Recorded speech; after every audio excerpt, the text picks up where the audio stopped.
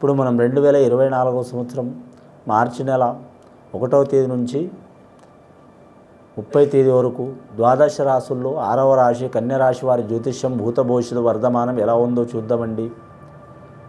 ఈ మార్చి నెలల మహాశివరాత్రి ఘడియ కూడా రాబోతుంది. అలాగే హోళీ పౌర్ణమి ఘడియ కూడా రాబోతుంది. ఈ మాసంలో చాలా వరకు శుభయోగాలు అశుభయోగాలు ఎలా ఉందో చూద్దామండి. కన్య రాశి వారి జ్యోతిష బలం మీద విశేష యోగం ఎలా ఉందో గవ్వలేసి చూద్దామండి. 9 గవ్వలు 3 సార్లు వేసి వాటిని లెక్క పెట్టి చూద్దామండి.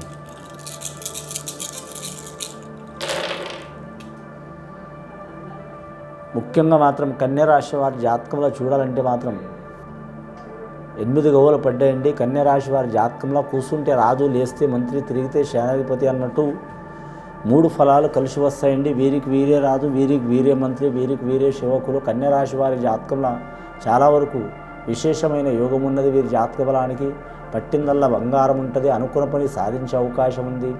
గత కొన్ని సంవత్సరాల నుంచి పడుతున్న బాధలు, చిక్కులు, చికాకులు, దారిద్ర్య బాధలు తొలగిపోయే అవకాశాలు ఉన్నాయి. ముఖ్యంగా వీరి జాతకానికి మాత్రం శని శుభస్థానంలో నడుస్తుంది. వీరికి 8 గవ్వలు పడ్డాయి. శనీశ్వరునికి అదృష్ట సంఖ్య మాత్రం, శని గ్రహానికి అదృష్ట సంఖ్య మాత్రం 8వ సంఖ్య కాబట్టి మాత్రం ముఖ్యంగా లాయర్లకు, ఐఏఎస్ ఆఫీసర్లకు, ఐపీఎస్ ఆఫీసర్లకు, రక్షణ రంగం సంబంధించిన వారులకు, లేబర్ రంగం సంబంధించిన వారికి, అలాగే వీరి జాతకంలో శ్రమకు సంబంధించిన వారికి, అలాగే వీరి జ్యోతిష్యంలో చూడాలంటే మాత్రం ముఖ్యంగా వీరి జ్యోతిష్యంలో ఏ పని చేసినా కూడా కలిసి వచ్చే అవకాశం ఉంటుందండి. సనాతన ధర్మం పాటించే అవకాశం ఉంటుంది. ఈశ్వర అనుగ్రహం ఉంటుంది. ఈ కన్య రాశి వారి జాతకంలో ఉత్తర నక్షత్రం వారికి మాత్రం చాలా వరకు మాత్రం శుభయోగం ఉన్నదండి. మార్చి నెల మహాశివరాత్రి ఘడియలో మాత్రం వీరు ఉపవాసం ఉండి మాత్రం శివుడికి పూజ చేయటం, జాగరణ చేయటం చాలా వరకు అనుకూలం ఉంటుందండి. శివుడికి పూజ చేయటం అంటే మాత్రం ఉపవాసం అంటే చాలా వరకు అనుకుంటారండి. ఏ తినకుండా, పచ్చి నీళ్లు కూడా తాగకుండా, కొంచెం సేపు కూడా నిద్రపోకుండా ఉండటం అని అనుకుంటారు. దాని మూలంగా ఏమవుతుందంటే మాత్రం ఆరోగ్యంలో ఇబ్బంది వస్తుంది, కోపం వస్తుంది, ఇరిటేషన్ వస్తుంది. కొందరికి ఆరోగ్యంలో ప్రభావం మంచిగా ఉండదు, తొందరపాటు వస్తుంది, ఈర్ష్య అధికం వస్తుంది. ఉపవాసం అంటే దేవుడికి దగ్గరగా ఉండటం అండి. వారి మనసు అనేది ఆ భగవంతుడి మీద లగ్నం చేసుకొని 24 గంటలు ఉండటం అండి.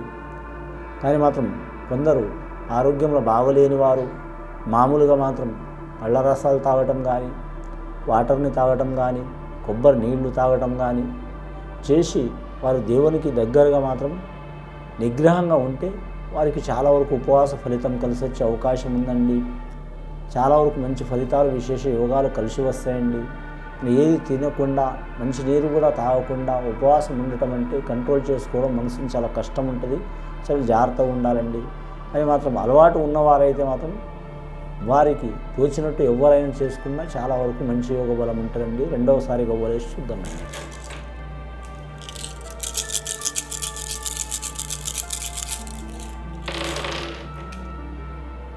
ముఖ్యంగా వారి జాతకంలో చెప్పాలంటే మాత్రం పడ్డాయండి గవ్వలు, 7 గవ్వలు పడ్డాయండి.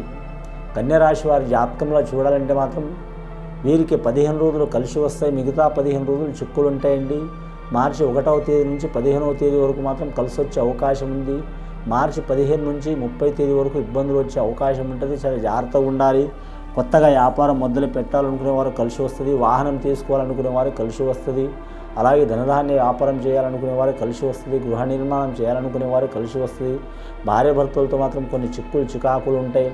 అలాగే వీరి జాతకంలో చూడాలంటే మాత్రం వీరికి ఉత్తర నక్షత్రం వారికి మాత్రం యోగబలం ఉంటుంది. హస్త నక్షత్రం విఘ్నేశ్వరుడు నక్షత్రం పుట్టిందండి. హస్త నక్షత్రం పుట్టినవాడే విఘ్నేశ్వరుడు, వినాయకుడు, మహాగణపతి. ఆ మహాగణపతికి అనుగ్రహం తీసుకోవడం కూడా చాలా మంచిది. ఖచ్చితంగా ఏ పని చేసినా మాత్రం విఘ్నేశ్వరుని అనుగ్రహం లేనిది ఏ పనులు జరగవండి. ఏమైనా చిక్కులు, చికాకులు, దారిద్ర్య బాధలు ఉన్నవారు విఘ్నేశ్వరుని దర్శనం చేసుకోవడం చాలా వరకు మంచిది. ఇప్పటివరకైతే 15 గవ్వలు పడ్డాయండి. 2 సార్లు గవ్వలు వేస్తే 3వసారి గవ్వలేసి చూద్దామండి. శని మహారదశ, కేతు మహారదశ పడ్డది కన్యరాశి వారి పేరు మీద. చాలా విశేషమైన యోగం ఉందండి. కన్యరాశి వారి జాతకంలో 8, 7, 9 గవ్వలు పడ్డాయండి. అన్ని గ్రహాలు అనుకూలంగానే పడుతున్నాయండి వారి పేరు మీద.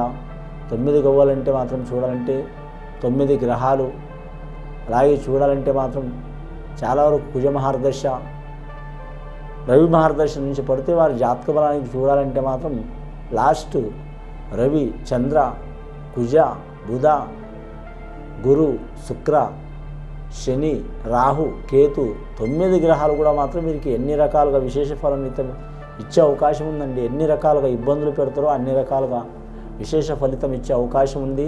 నవగ్రహాల ఆరాధన చేయాలి తప్పకుండా. వీరు వారికి ఏమైనా ఆరోగ్యంలో చిక్కులు, చికాకులు, దారిద్ర్య బాధలు ఉన్నవారు చేయటం కూడా చాలా మంచిది. వివాహంలో చిక్కులు ఉన్నవారు చేయటం కూడా చాలా మంచిది. సంతానంలో నష్టం ఉన్నవారు కూడా చేయటం మంచిది.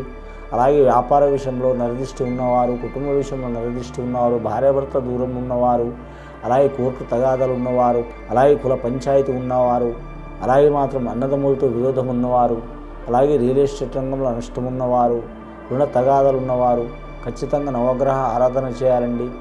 చేస్తే చాలా వరకు విశేషమైన ఫలితం ఉంటుంది. ఏ దోషాలు లేకపోయినా కూడా మాత్రం నవగ్రహ ఆరాధన చేస్తే మాత్రం చాలా వరకు ఆ నవగ్రహాలు మాత్రం అనుకూలించే అవకాశం ఉందండి.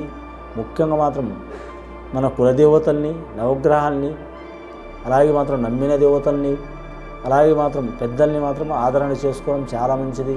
వీరి జాతకంలో పడ్డాయండి గవ్వలు.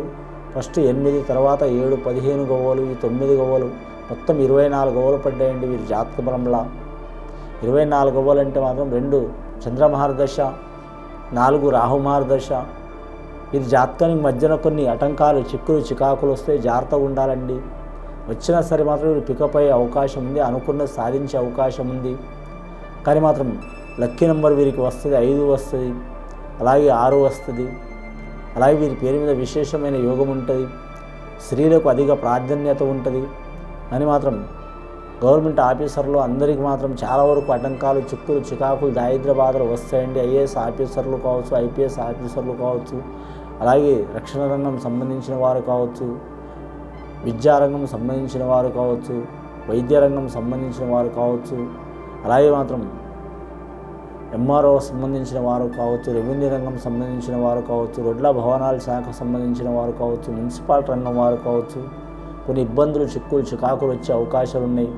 అలాగే నిరుద్యోగులు శుభవార్తలు వినే అవకాశం ఉందండి. ఆ చిక్కులు, చికాకులు తొలగిపోవాలంటే నవగ్రహ ఆరాధన చేయటం చాలా మంచిది. విఘ్నేశ్వరుని ఆరాధన చేయటం చాలా మంచిది. అలాగే మాత్రం శివుడికి మాత్రం రుద్రాభిషేకం మహాశివరాత్రి గడియలో చేయటం చాలా మంచిది.